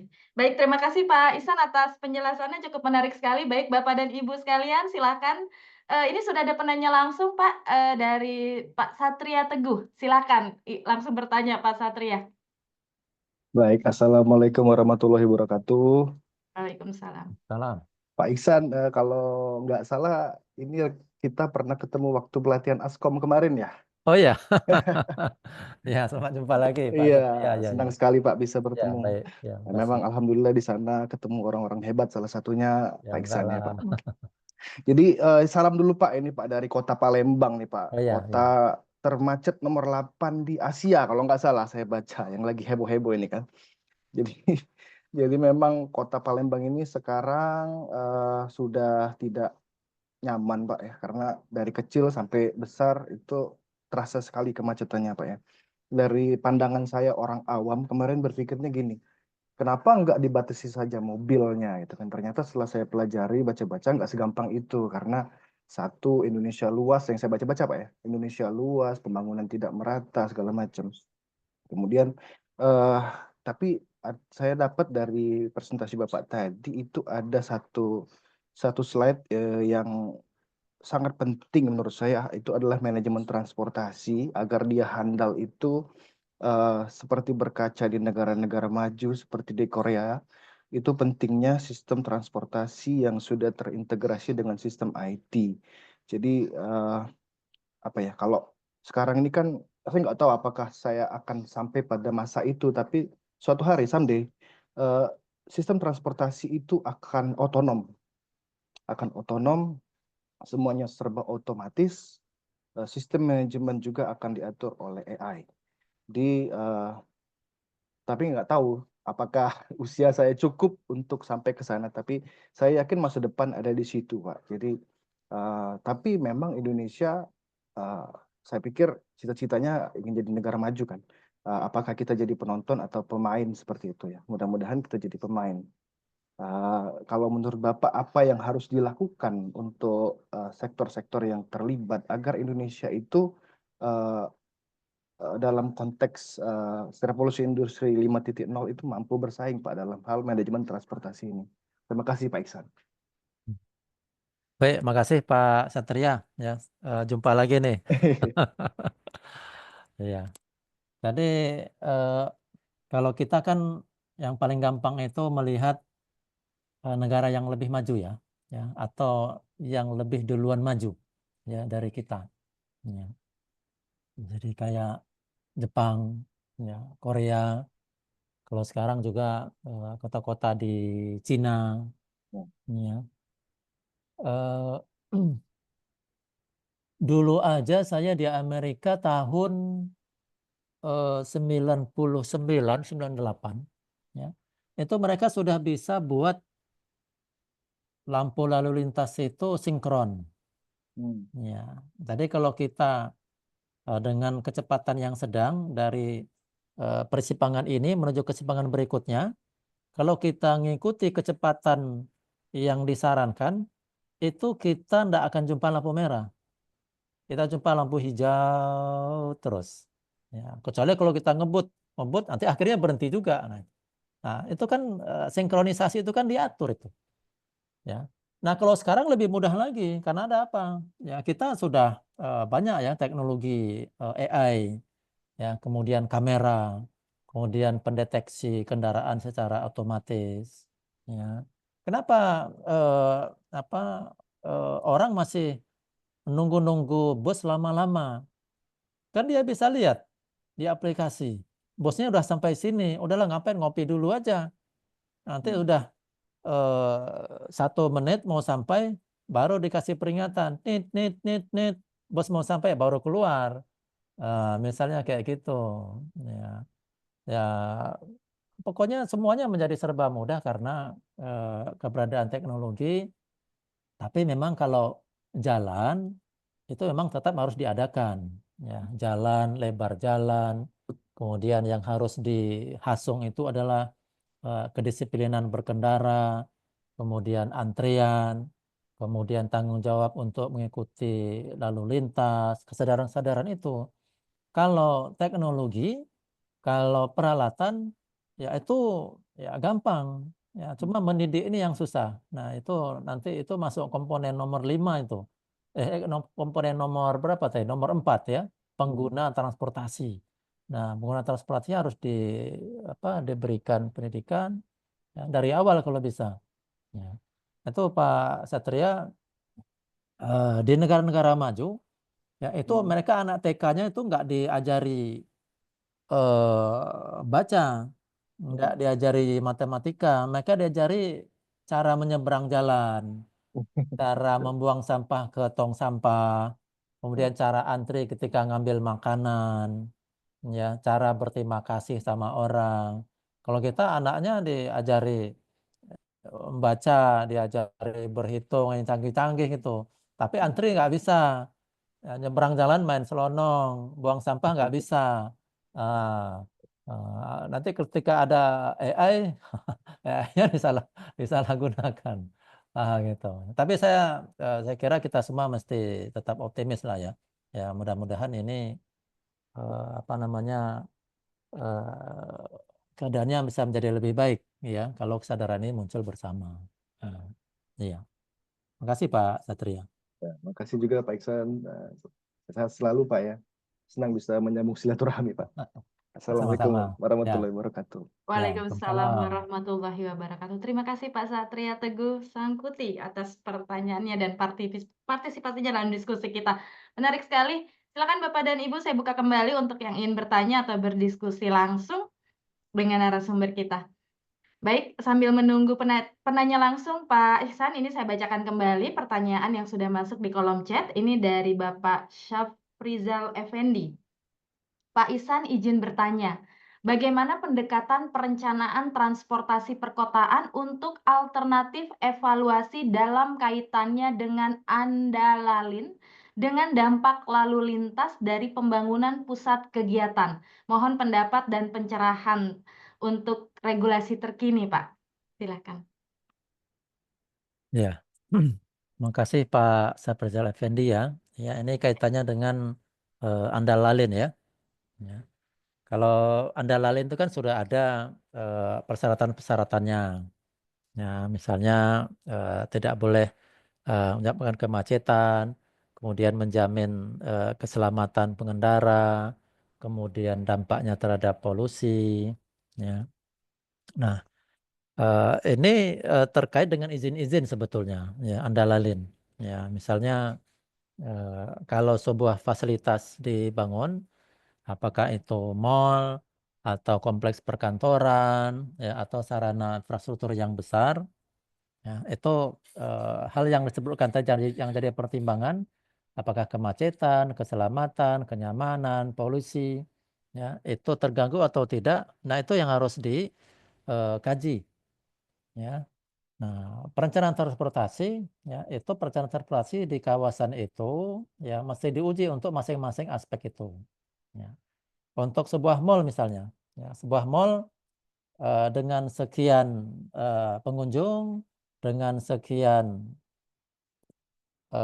apa namanya toko, ya, itu sudah bisa diperkirakan akan memerlukan sekian puluh atau sekian ratus parkir kendaraan.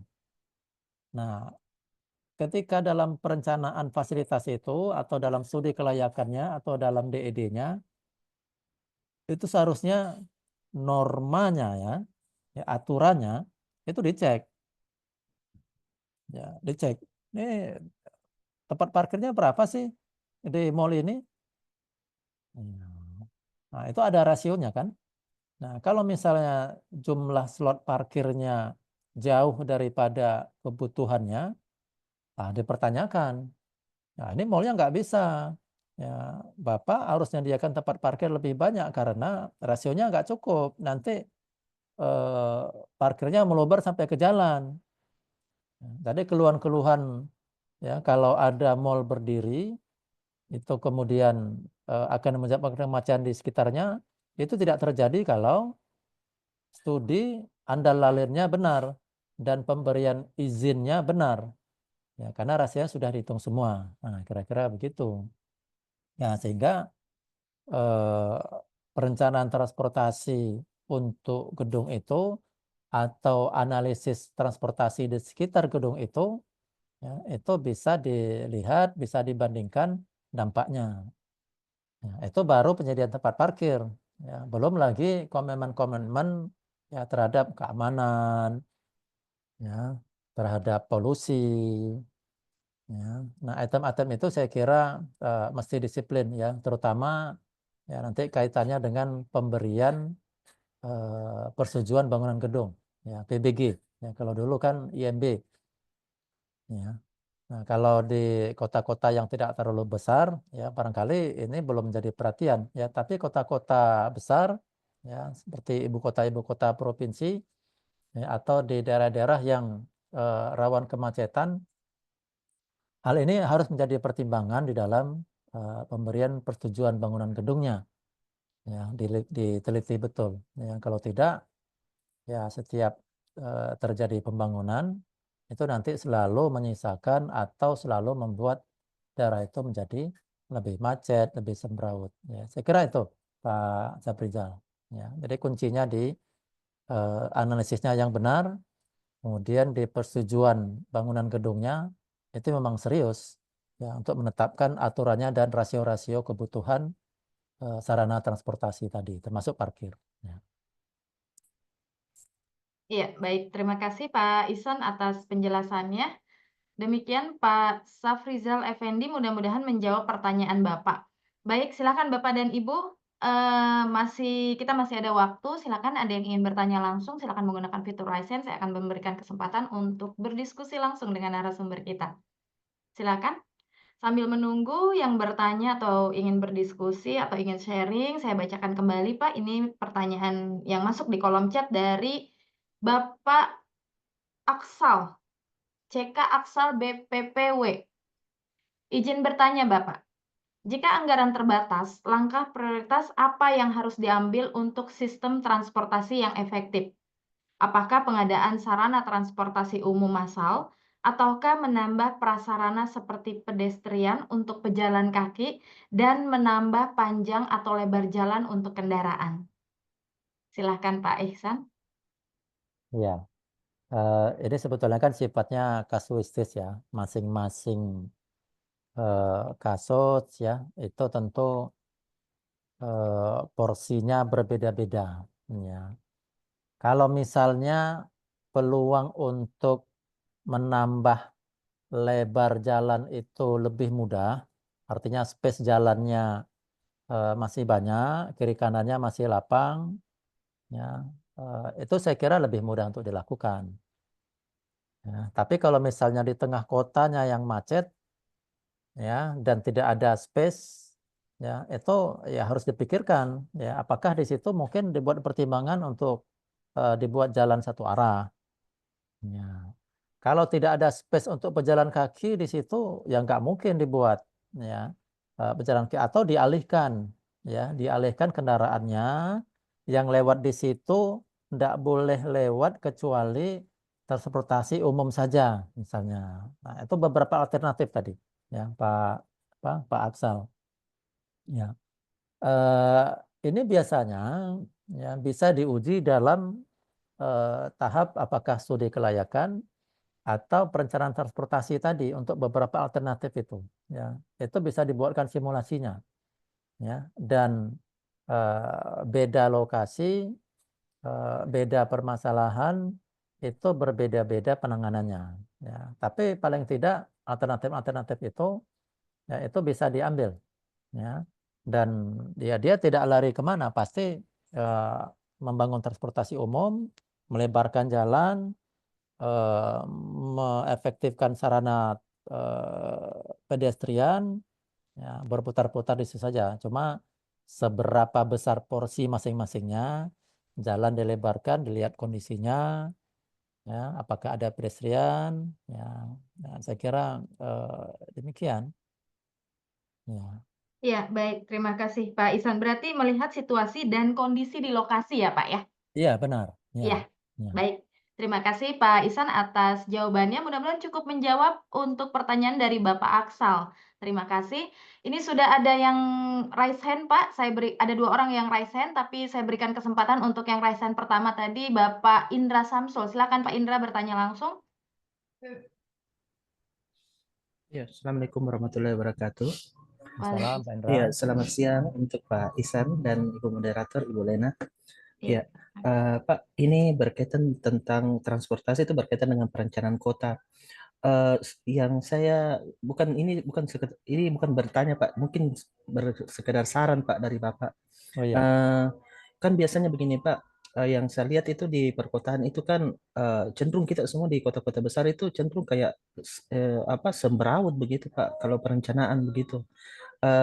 Yang ada yang satu yang dalam analisa saya itu kayaknya kita itu kurang studi Pak. Jadi istilahnya kenapa di dalam perencanaan itu istilahnya kenapa kita tidak menekankan betul itu pada analisa studi, contohnya Pak, istilahnya ada kalau di dalam transportasi kan ada biasa itu kita survei berapa jumlah kendaraan dalam satu jalan begitu Pak.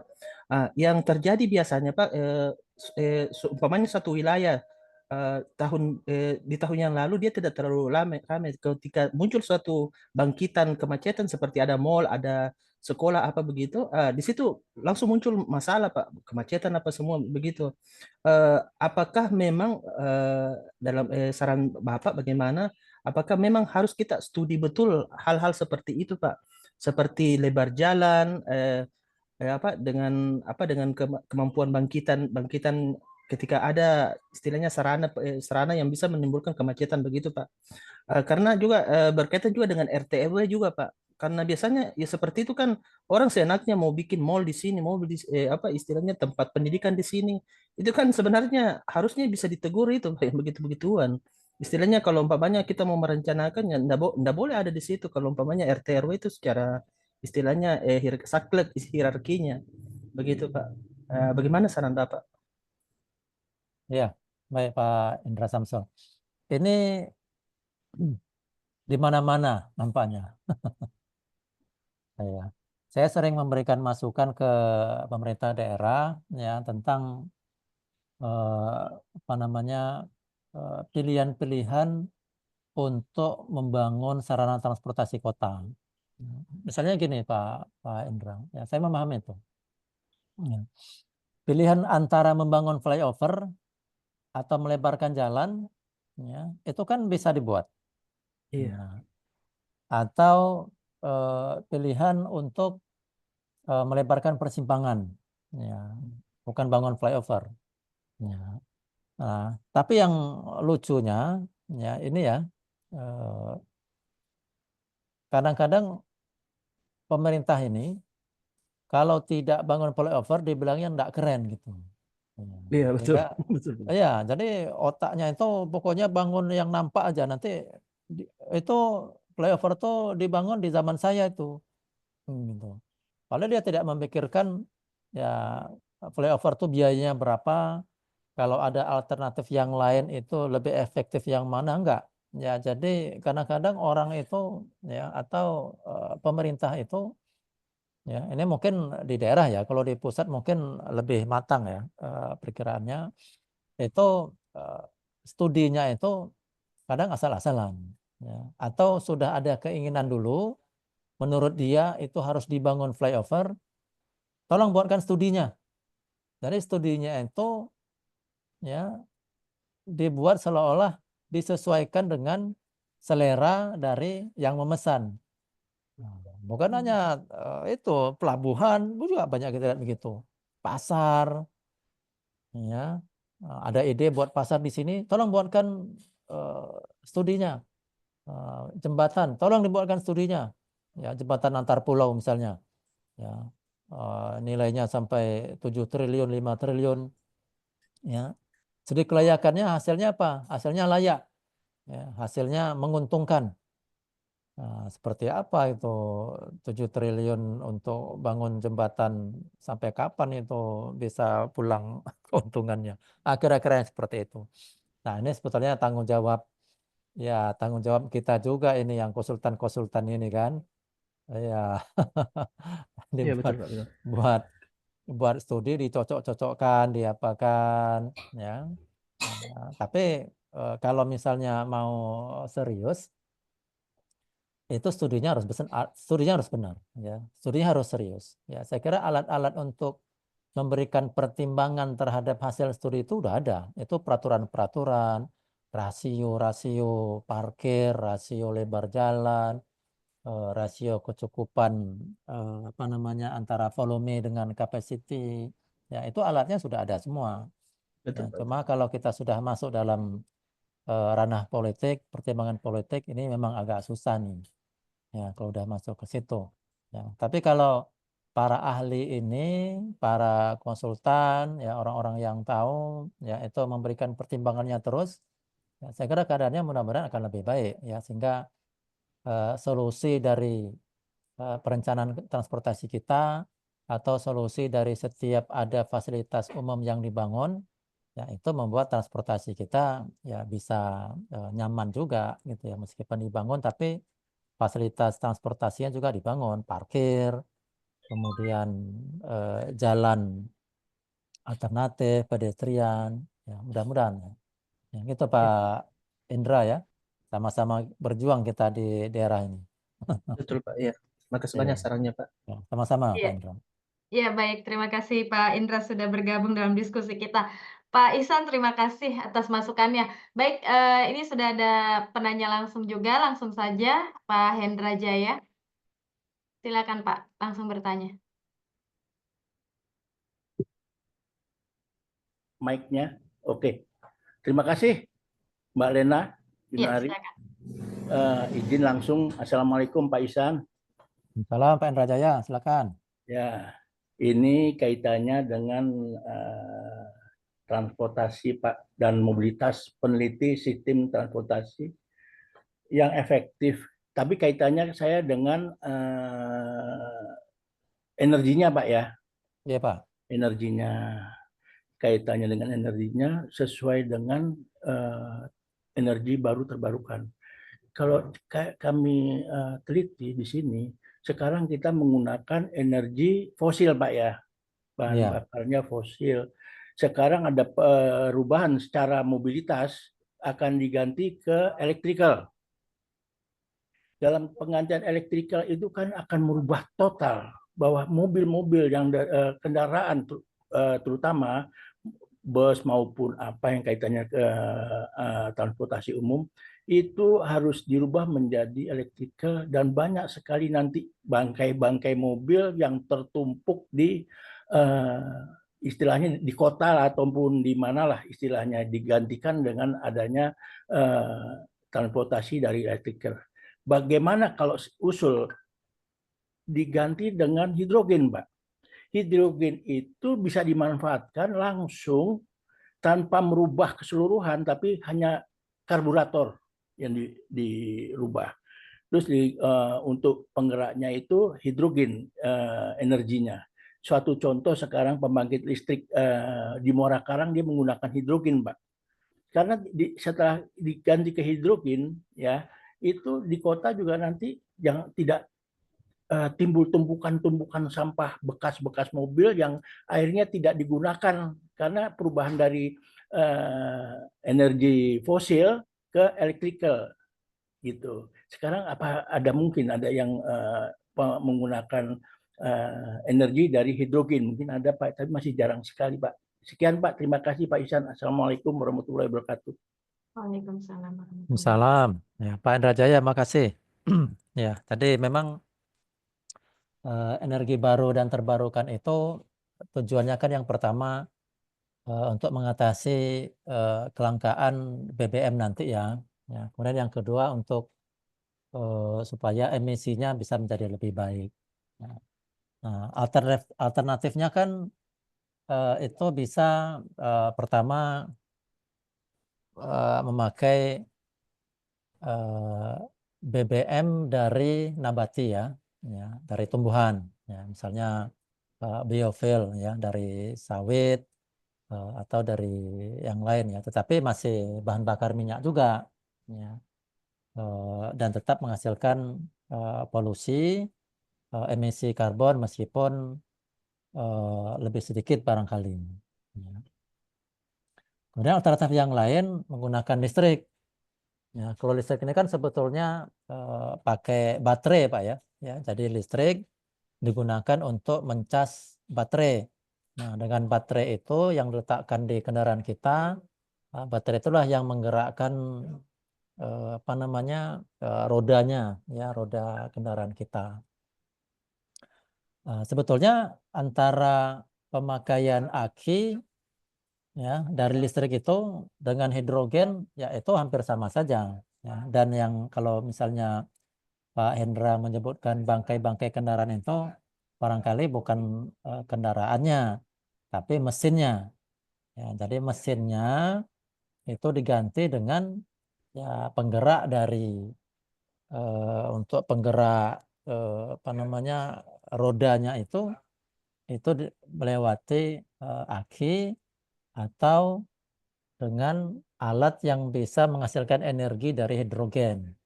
Ya.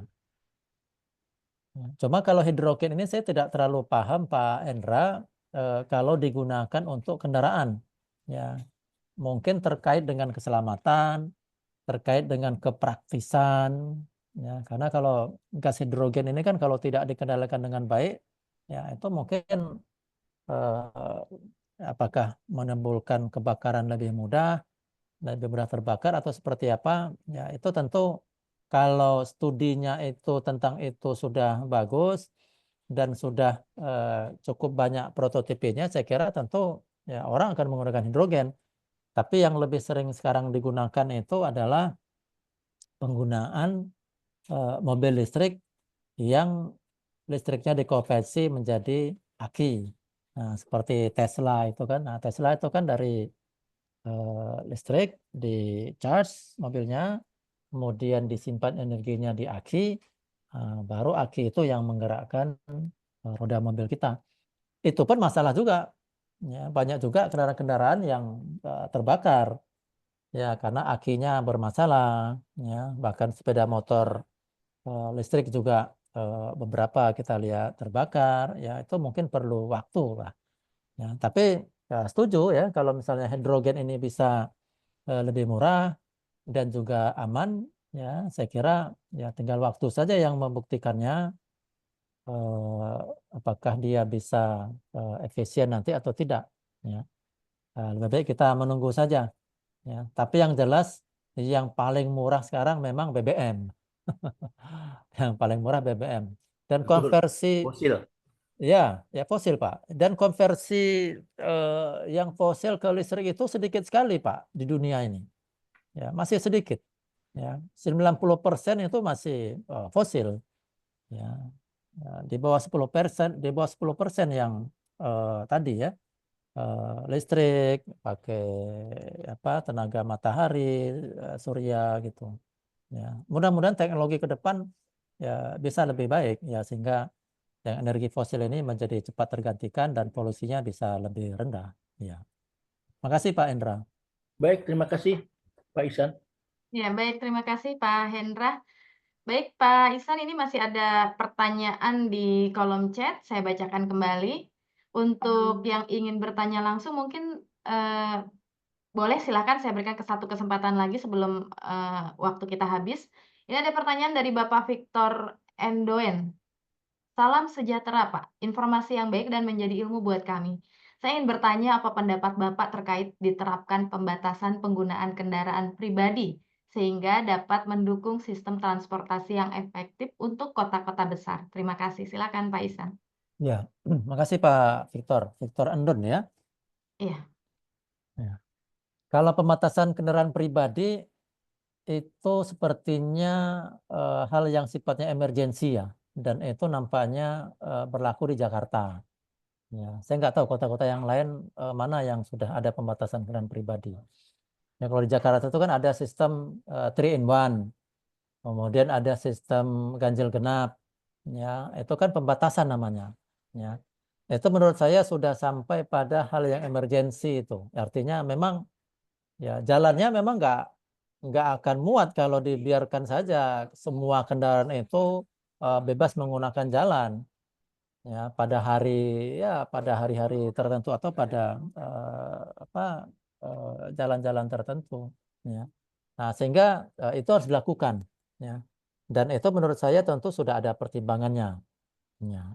Nah, cuma kalau masih bisa itu dihindari ya atau masih bisa diberikan alternatif yang lain ya misalnya kendaraan umumnya bisa lebih efektif ya. Tapi ini untuk kota-kota yang lain saya kira. Kalau Jakarta ya memang itu harus diambil ya.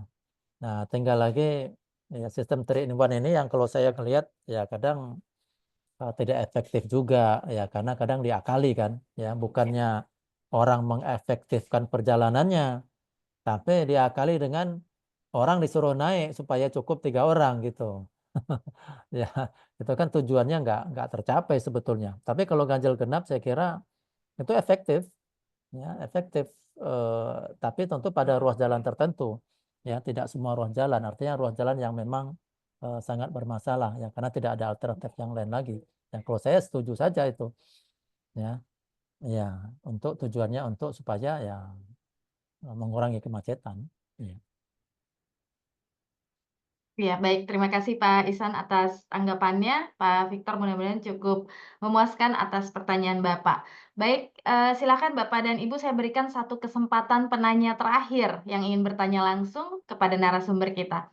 Ini saya bacakan kembali sambil menunggu yang ingin bertanya langsung Pak dari Pak Sarmulia Sinaga. Bagaimana pendapat Bapak tentang pejalan kaki di Indonesia?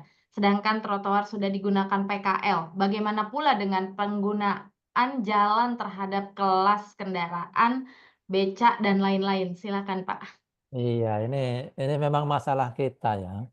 Ya, karena PKL kita masih banyak ya, dan tempat mereka itu ya tidak ada untuk jualan gitu, sehingga ya pakai tempat untuk apa kita berjalan.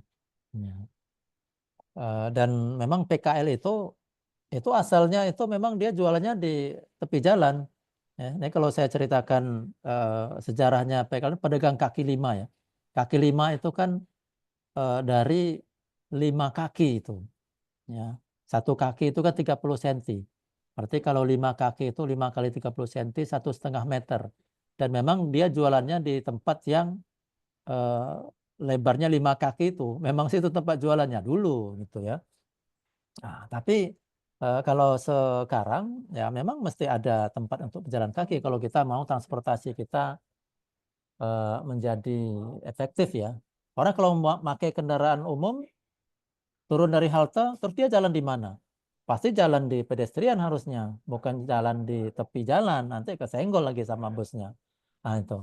Nah, cuma memang trotoar yang didongkrak oleh PKL ini harus dipikirkan supaya PKL ini ada tempat di mana dia bisa juga jualan, ya mungkin trotoarnya harus diperlebar tuh, ya perlebar atau disediakan tempat khusus memang di sepanjang jalan itu yang tidak mengganggu pejalan kaki, ya, nah seperti itu.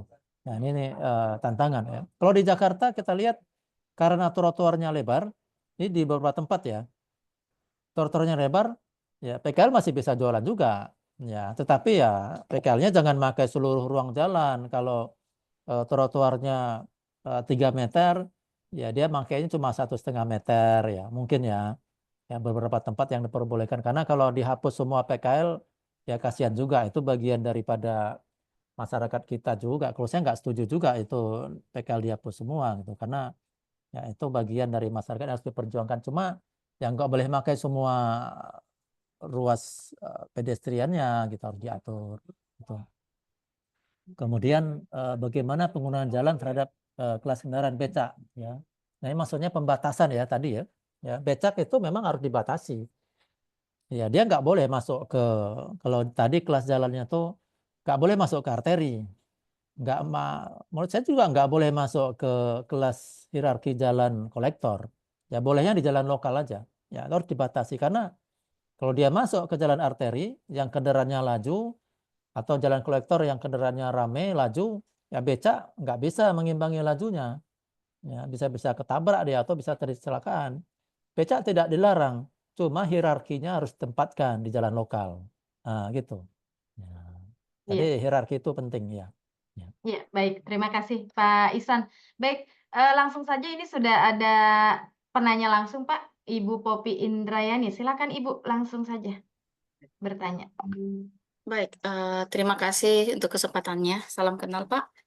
Ya, Bu. Silakan Bu Popi. Yang ingin saya tanyakan ya, bagaimana konsep ini untuk masukan ya? Bagaimana sih konsep sebenarnya transportasi atau pengaturan transportasi? Yang namanya juga transportasi itu kan beton semua ya. Dengan kelangsungan ini masyarakat minimal salah satunya juga itu yang kita bisa tahu bahwa ketika dibangunkan namanya area jalan transportasi kena kebanyakan penduduk ya, pertambahan penduduk, perkembangan penduduk, sehingga menjadikan ini efeknya bukan saja macet, tapi bisa juga memberikan efek ini kebencanaan. Salah satunya ketika dibuatkan jalan tol atau jalan flyover, ternyata setelah itu terjadi banjir malah justru di sekitar situ. Jadi dampaknya ini agak berat ya. Itu kira-kira konsepnya yang bagus untuk kita negara Indonesia, khususnya yang namanya kita punya daerah yang penduduk ya, dengan akomoda juga besar, itu kira-kira bagaimana itu Pak bagusnya? Ya, Makasih. baik Bu. Ya, makasih Bu Popi Indrayani. Ya, ya sama Bu. Ya, saya kebetulan tinggal di Pekanbaru. Juga gitu. Ya, setiap kali flyover dibangun atau jembatan dibangun atau jalan dilebarkan, ya setelah itu ya masyarakat ngeluh, wah jadi banjir di sini. Hmm. Hmm. Kenapa itu terjadi? Ya, itu karena sarana untuk drainasenya tidak disiapkan dengan baik. Ya, kita ketahui kan, setiap kali kita bangun jalan atau jembatan atau flyover ya, atau struktur transportasi apapun, itu kan kita menghalangi air untuk meresap dalam tanah. Jadi kalau kita menghalangi air untuk meresap dalam tanah, artinya apa? Artinya air yang tidak meresap itu akan menyebabkan genangan. Dia harus dialirkan. Nah, kesalahan kita adalah yang banyak itu air yang tidak meresap itu tidak mampu kita mengalirkannya ke drainase. Ya. Atau drainasenya masih pakai drainase yang lama. Padahal air yang tidak meresap itu jadi lebih banyak karena struktur yang baru. Nah, jadi harus dipikirkan, harus direncanakan, dibuat struktur drainase yang bisa menampung air dari struktur transportasi tadi. Nah, jadi misalnya ya kalau dibuat flyover itu kan airnya meluncur dari atas flyover ke bawah. Ya. Nah itu harus dibuatkan misalnya ya bisa dibuat grill melintang jalan, ya, atau cepat dialirkan ke pinggir jalan. Ya. Dibuat strukturnya sehingga airnya bisa ngalir di situ, ya, dan sanggup menampung air yang tidak menyerap tadi. Ya, kalau itu dilakukan, nah itu nggak akan ada masalah. Ya, tapi kalau cuma membangun jembatannya atau flyovernya, tapi drainasenya tidak dibangun, banjir. Nah, dan ini memang banyak yang terjadi. Ya, dan kadang-kala orang lupa untuk memasukkan itu ke dalam perencanaan, ke dalam perhitungan biaya strukturnya. Ya, karena ya dia terpisah. Ya, tapi harus dibuat satu paket itu, baru persoalannya bisa teratasi. Kalau tidak dibuat satu paket, nah itu begitu flyovernya selesai, begitu jembatannya selesai, begitu jalannya dilebarkan, banjir. Ya, jadi kuncinya harus direncanakan juga drainasenya sekaligus. Ya.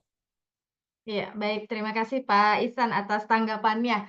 Terima kasih Ibu Popi Indrayani atas pertanyaannya.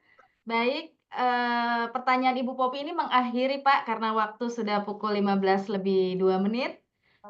Saya sebelum tutup seminar ini ingin memberikan kesimpulan dari beberapa pertanyaan peserta, di mana perencanaan transportasi bukan hanya soal membangun jalan dan menambah jumlah kendaraan, tetapi juga tentang menciptakan sistem mobilitas yang efisien, aman, dan berkelanjutan.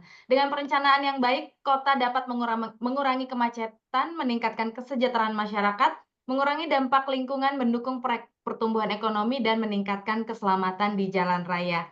Jika perencanaan transportasi diabaikan, kota akan menghadapi berbagai masalah seperti kemacetan parah, polusi udara tinggi, dan ketimpangan akses transportasi. Oleh karena itu, investasi dalam perencanaan transportasi sangat penting untuk menciptakan kota yang lebih layak huni di masa depan.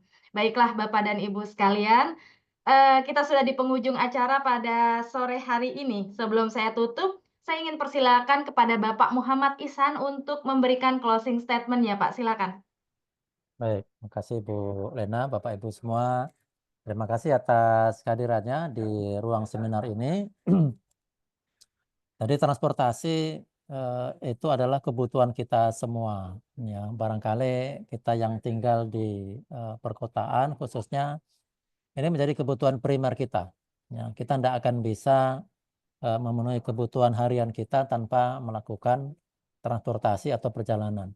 Karena itu maka transportasi ini harus direncanakan dengan baik, dieksekusi dengan baik, ya. Kemudian prioritas-prioritas bagi kita, terutama transportasi umum massal, ini harus segera dipenuhi, meskipun berat, ya, tetapi itu adalah tujuan utama kita, ya, di samping kita mengaktifkan transportasi aktif tadi seperti jalan kaki dan sepeda, ya. Karena dengan demikian maka ya, transportasi kita ini bisa menjadi sustainable, ya, bisa berkelanjutan, ya, tidak menyebabkan kesulitan untuk kita di kemudian hari. Ya, mudah-mudahan ini bisa terlaksana. Amin. Iya, baik. Terima kasih Pak Ihsan atas closing statement-nya. Baik Bapak dan Ibu, saya informasikan pada pukul 15:15 kembali akan ada seminar dari P3SM dan Parema. Baiklah, dan akhirnya kita telah selesai. Terima kasih, saya apresiasi setinggi-tingginya untuk pembicara kita yang telah berbagi ilmu pada sore hari ini. Dan juga saya mengapresiasi kepada Parema, Perkumpulan Ahli Rekayasa Mandiri, dan P3SM, Pusat Pembinaan Pelatihan dan Sertifikasi Mandiri. Saya juga ucapkan terima kasih kepada Bapak dan Ibu yang telah hadir dan menyimak dengan sangat antusias pada sore hari ini. Saya Lena Yunari selaku moderator pada seminar hari ini pamit undur diri. Mohon maaf apabila ada kesalahan dan kekurangan. Saya juga memohon maaf kepada narasumber kita apabila ada kesalahan dalam penyebutan nama, gelar, dan jabatan. Terima kasih atas perhatiannya. Sampai bertemu di seminar selanjutnya. Wassalamualaikum warahmatullahi wabarakatuh. Pak Ihsan, terima kasih, Terima Pak. kasih, ya, Bapak Ibu, Bu Lena, makasih semua. Terima kasih, Bapak Ibu, izin live.